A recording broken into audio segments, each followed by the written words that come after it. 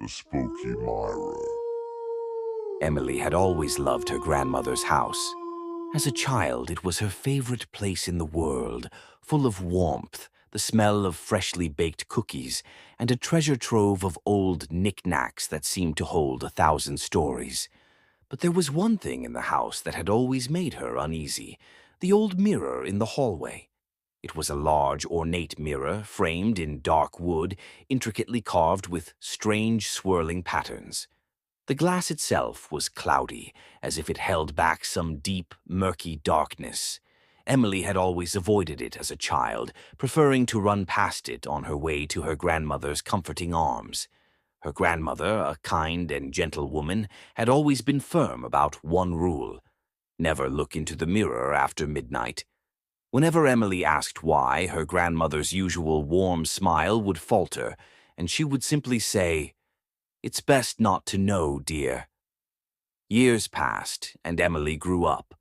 The house became less of a playground and more of a distant memory as she moved away and built a life of her own. But when her grandmother passed away, leaving her the old house, Emily was compelled to return. The house was just as she remembered, though now it was eerily quiet without her grandmother's presence. Dust had settled on the furniture, and the once bright rooms felt cold and empty. But the mirror, it seemed untouched by time, still as ominous as ever. Emily couldn't shake the feeling that the house was watching her. Every creak of the floorboards, every rustle of the curtains in the wind felt like whispers, urging her to leave. But she stayed, determined to honor her grandmother's memory by taking care of the place she had loved so much.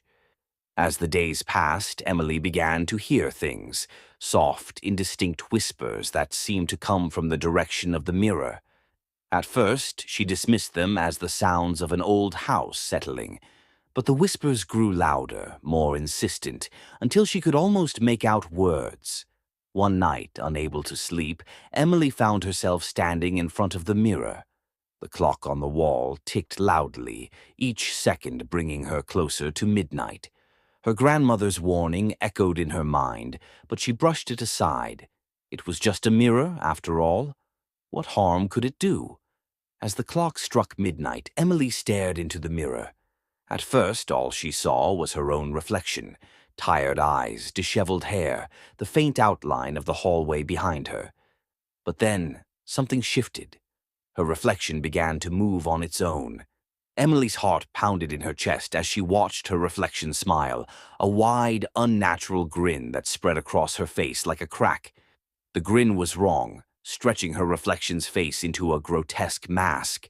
She tried to pull away, but she couldn't move. Her eyes were locked on the mirror, her reflection's smile growing wider and more sinister. The whispers grew louder, more frantic, as if they were coming from within the mirror itself. Then her reflection spoke. "You shouldn't have come," it whispered, its voice a low, eerie rasp that echoed in the stillness of the hallway. Emily felt a cold hand wrap around her wrist. She looked down, horrified to see her reflection's hand reaching out of the mirror, its grip icy and solid. She tried to scream, but her voice caught in her throat, coming out as nothing more than a choked gasp. The reflection pulled her closer to the mirror, the glass rippling like water as her hand passed through it. Panic surged through her as she realized what was happening. She was being pulled into the mirror. With a final, desperate effort, Emily tried to pull away, but it was too late. The reflection's grip was unyielding, dragging her into the darkness beyond the glass.